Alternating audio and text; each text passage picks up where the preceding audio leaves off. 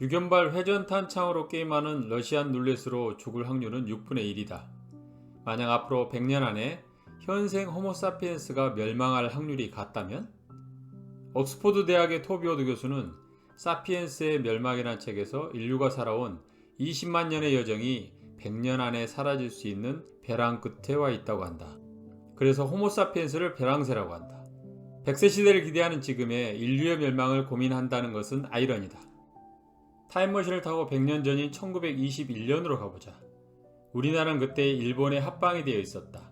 나라를 잃어 모두가 깊은 슬픔에 빠져 어찌할 바를 모르던 시기이다. 그때 100년 후 지금 독립을 넘어서 우리나라가 세계 경제 강국으로 부상해서 집에 앉아 스마트폰 하나로 치킨과 피자, 넷플릭스 영화 그리고 원하는 물품을 배송받을 수 있는 세상을 상상할 수 있었겠는가? 과거 100년 전에는 상상조차 할 수 없었던 현 문명을 인류가 만들었듯이 앞으로 100년 후의 미래는 가늠하기조차 불가능하다. 인류 절멸이나 문명의 붕괴가 우리의 미래를 빼앗을 것이다.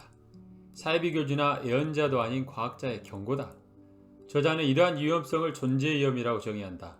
지구상에서 한 명도 살아남지 못하는 인류 절멸과 우리의 잠재력까지 모두 잃는 상태인 문명의 붕괴, 그리고 회복 불가능한 디스토피아로 크게 구분할 수 있다. 이러한 세 가지 존재 재앙이 일어나서 인류의 장기적 잠재력 파괴를 가져올 위험이 존재 위험이다. 우리가 100년 안에 이룰 수 있는 세상에 대한 엄청난 잠재력을 생각해보면 이러한 잠재력과 인류 문명의 파괴는 재앙인 것이다. 인공적 위험으로는 핵무기, 기후변화, 환경 파괴로 구분된다. 자연적 위험에는 소행성과 해성의 충돌, 슈퍼화산 폭발, 항성의 폭발 등이 있으며 비정렬 인공지능과 디스토피아 시나리오 그리고 코로나 팬데믹 이상의 슈퍼 전염병이 존재위험이 될 수 있다. 벼랑새의 시작은 트리니티 실험이 이루어진 1945년 7월 16일 오전 11시 29분이다. 트리니티 실험은 최초의 원자폭탄 실험이다.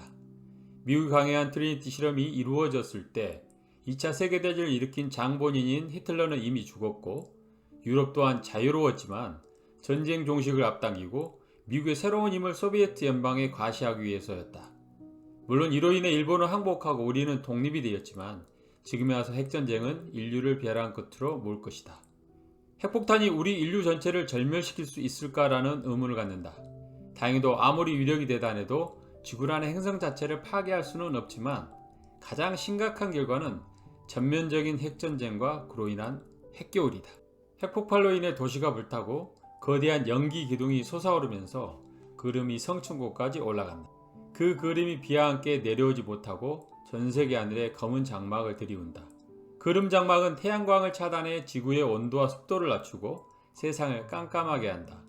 그러면 전세계 주요 식량이 되는 작물들이 자라지 않아 수십억 명이 핵겨울을 보내며 기아에 시달린다. 기온 하강 기간이 5배 길면서 7도가량 떨어지는 기간이 5년 이상 지속된다. 농작물 피해는 어둠이나 가뭄이 아닌 추위가 가장 큰 원인이다. 이는 지구의 마지막 빙하이 때와 비슷한 기온이다. 학자들 대부분은 핵겨울이 인구 절멸로는 이어지지 않는다고 예측하지만 존재재앙에 해당한다는 사실은 분명하다. TV를 보면 북극곰이 살 집을 지켜주세요 라는 공익광고가 등장한다. 기후변화는 현재 진행형이다. 전세계가 온실가스 감축 없이 현 상태를 유지한다면 2081년에서 2100년 사이에는 해수면이 약 63cm 오를 것이라고 전망한다. 해수면 상승으로 당장 문제가 되는 나라들은 베네치아, 네덜란드, 몰디브, 방글레시아 등이고 우리나라의 경우도 제주 영모리 해안과 같은 절경을 볼 수 없게 된다. 수백만 년 동안 지하에 묻혀있던 식물과 동물의 유기체인 석탄과 석유라는 화석연료를 인류는 산업혁명 이후 마구잡이로 사용하면서 늘어난 탄소 배출량이 지구의 온실 효과를 극대화한 결과이다. 하지만 더욱 중요한 사실은 북극 영구 동토층과 심해 메탄의 방출이다. 영구 동토층은 인류가 이제까지 배출한 탄소보다 2배 많은 탄소를 이탄과 메탄 형태로 가두고 있다. 심해 매장된 메탄 하이드레이트는 물 분자와 메탄 분자를 모두 함유한 얼음 같은 물질로서 해수 온도 상승에 따라 얼음이 녹으면서 배출되는 탄소량은 2배에서 최대 11배에 이를 것이라고 추측한다. 하지만 심해 탐사에 어려움이 많아 녹는 시점이 언제일지, 얼마나 많은 메탄이 방출될지는 매우 불확실하다. 저자는 기후변화로 인한 온도 상승이 생태계 파괴로 인한 적조와 녹조, 그리고 가뭄과 식량난으로 이어질 수 있음을 경고한다. 세 번째는 인공지능의 진화로 인한 디스토피아이다. 종종 영화의 소재로 등장하는 인공지능이 인류를 지배하는 암울한 미래는 기술의 진보로 편리한 삶을 향유하는 우리를 갈등하게 한다. 스티븐 호킹부터 일론 머스크까지 세계 최고의 지성들은 AI가 인류의 실존적 위협을 제기한다고 우려한다. 그렇다면 실현 가능한 시나리오는 무엇인가? 인공지능 시스템은 세상의 모든 인터넷 연결망을 통해 필요한 경제적, 물리적, 인적 자원을 획득하고 장악하려 할 것이다. 수백만 인터넷 시스템을 장악하여 거대한 본네트를 만들어 강대국 지도자에게 전화하거나 문자를 보내 협박하여 다음 권력을 약속하거나 자신의 통제에 있는 사람들을 조정해 대량 파괴 무기로 나머지 인류를 파멸에 이르게 할 수 있다. 영화 속에 나오는 이야기 같지만 충분히 가능한 디스토피아 시나리오이다.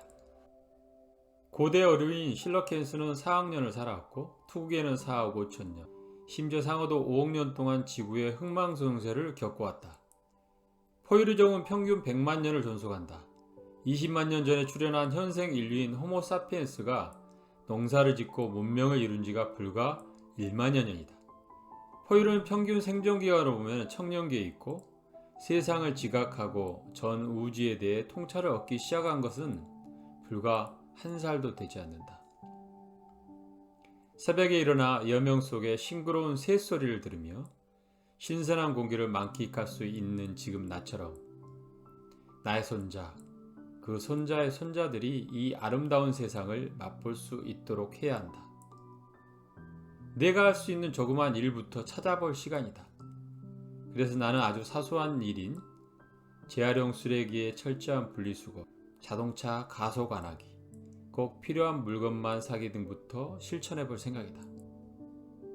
세상이 바뀌기를 기다리기 전에 나부터 바뀔 때이다. 책의 낙서였습니다. 감사합니다.